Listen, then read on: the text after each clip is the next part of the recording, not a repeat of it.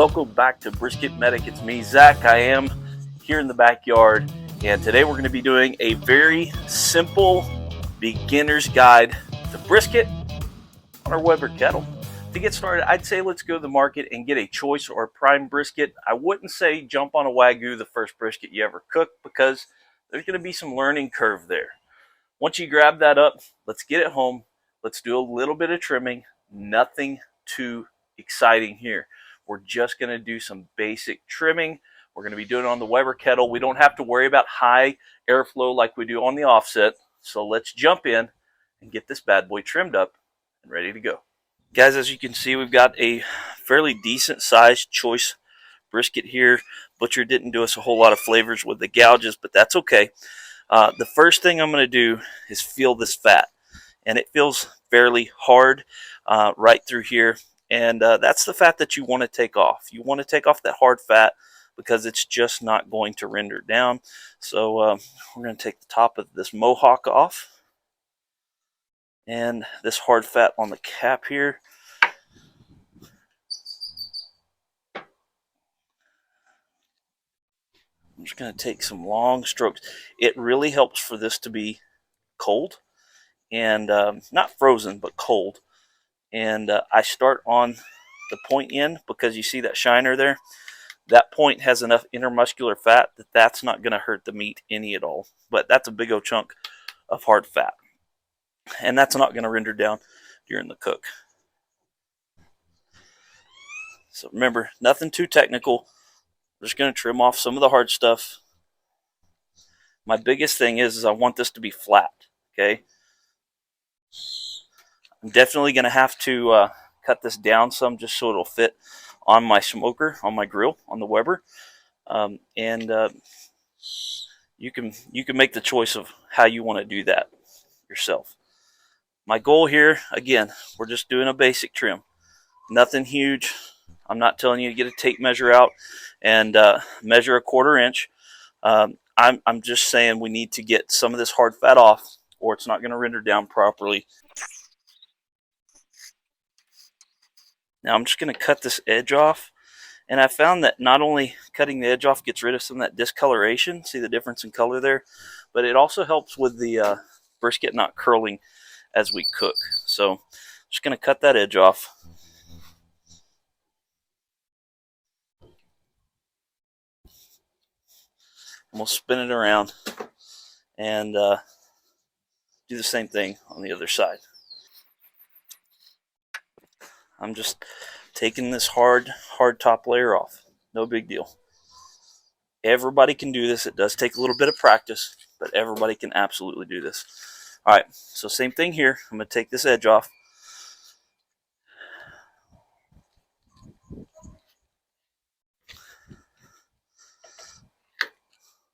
Also, by taking that edge off, I can see how much fat I have. That's about 3/8 of an inch of fat. I'm okay with that. So if you see here how thin this is, that's going to overcook and turn to jerky pretty much. So I'm going to cut that off right there. We are going to be cooking this fat side up in the Weber because that's the direction the heat goes. It goes over the top. So we're going to round that off. Not getting too deep into this, guys. Simple trim up, okay? All right, that's it for this side. I'd like to take more off of here just because I can see it. And I want to make sure that I'm getting a good bite and not full of fat when I'm done. I don't want to trim off good flavored bark fat afterwards. I'd rather do it now.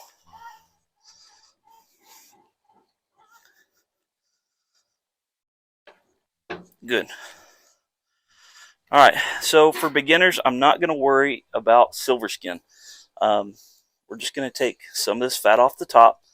Remember, this is the bottom side, so we're not too excited about being meticulous about it.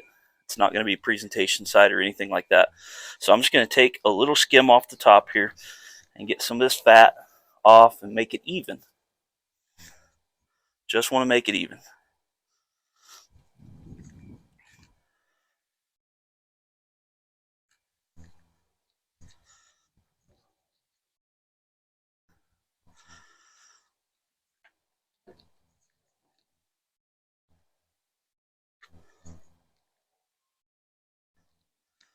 want to get a little bit of this fat off here.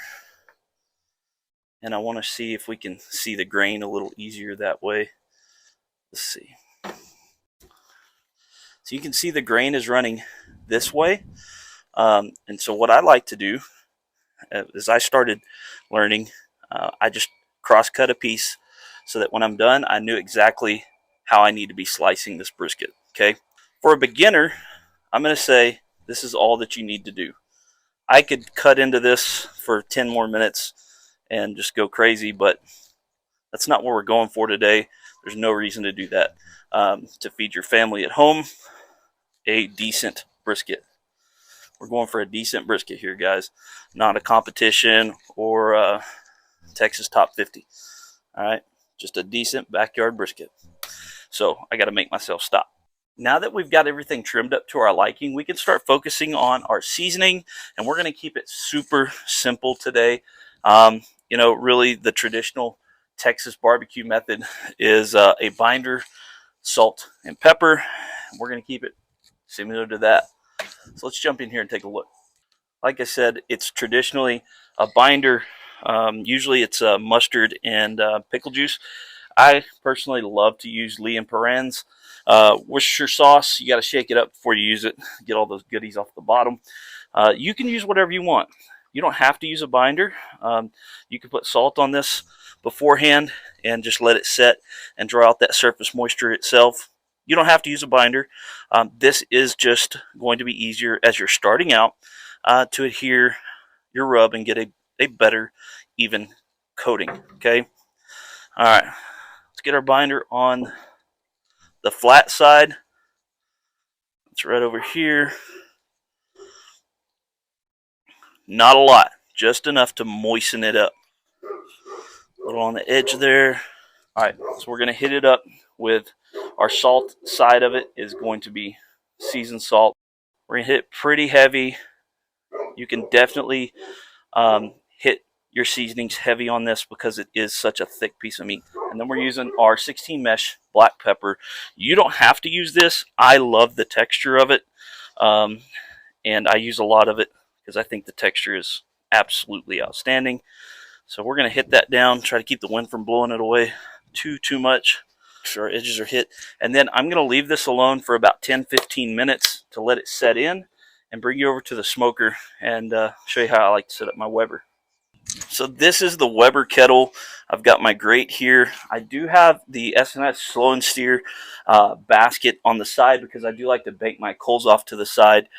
Weber is, in my opinion, the most versatile, user-friendly grill on the market in the world.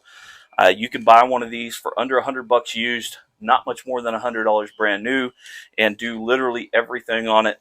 We're going to be cooking a Texas-style brisket on it. We've got our slow and sear on one side. I'm going to open my bottom vents all the way up right now, and then I'm going to be using B&B charcoal. This is mesquite. This charcoal is going to impart a little heavier wood flavor onto that brisket than a regular charcoal, and I love the way lump charcoal burns. I'm going to fill this to the top, light one end with the torch, let it start getting hot, and then I'll show you how we adjust our vents, finish rubbing down our brisket and getting it on here.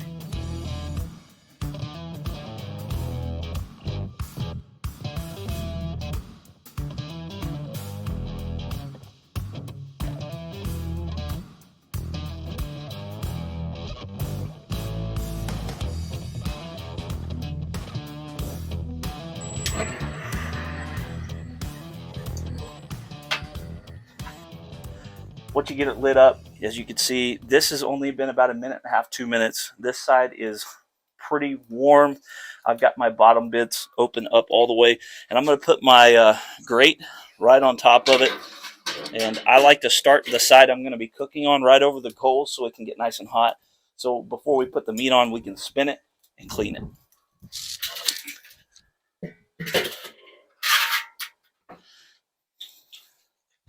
We had a little bit of that binder on there already, so let's go ahead and hit it with our seasoned salt just like before. This is our presentation side, so we need to make sure that we get it on there nice and even, and that's what a binder does help do. It does help in evenness of coverage. All right, good amount of seasoned salt on there. Remember, that salt won't penetrate through the fat, but it will right through here on the fat side of the brisket, through the meat. This is the fattier end, this is the point. It will penetrate into the meat. So just remember, you're not focusing so much on seasoning the fat as you are getting a uniform coverage on this side. All that good stuff. All right, beautiful. Once our pit's up to temp, we're going to take this exactly this way, mohawk sticking up on the Weber kettle, because the air is going to flow over it. We're going to put it just like this on there. I'll bring you back then. We've been running about 10-15 minutes. I think this is probably getting up to temp. I went ahead and closed down my exhaust on the lid here to about a little over halfway. And I see that I've got a little bit of a rolling flame there.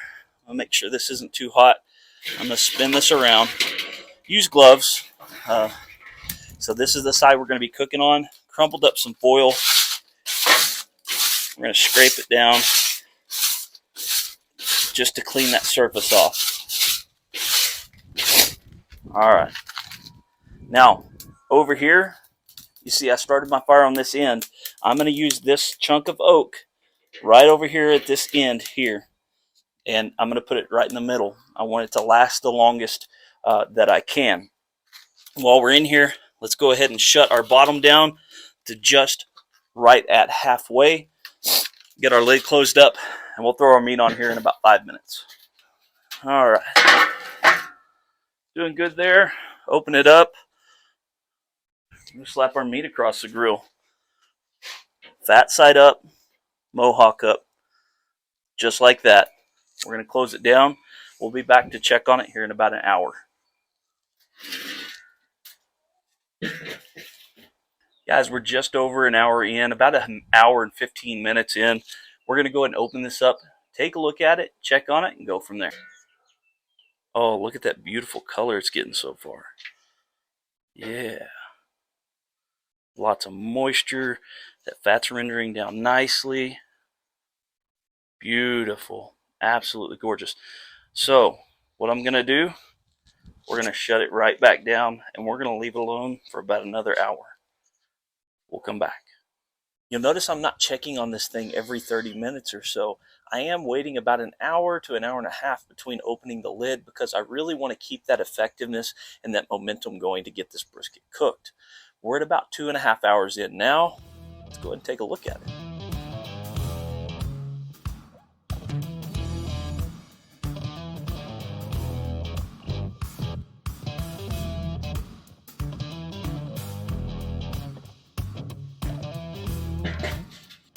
Four and a half hours in, folks. It's time to pull this brisket off and get it wrapped up.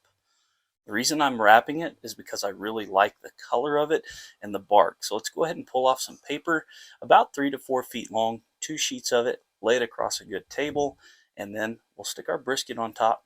We'll wrap it up very tightly. As soon as we get that wrapped up, we're going to put it right back onto the pit, the Weber kettle, that side up again.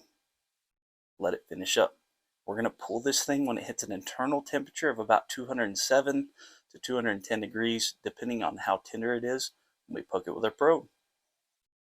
See how long it takes. We're going to check on it, I don't know, 45 minutes to an hour, and go from there.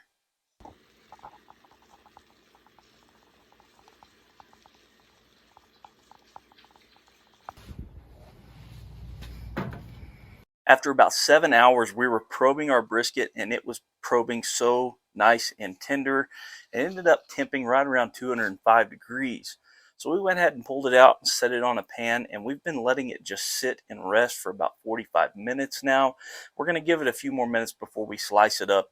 We want to let that thing rest for at least an hour. This is like opening a Christmas present for me.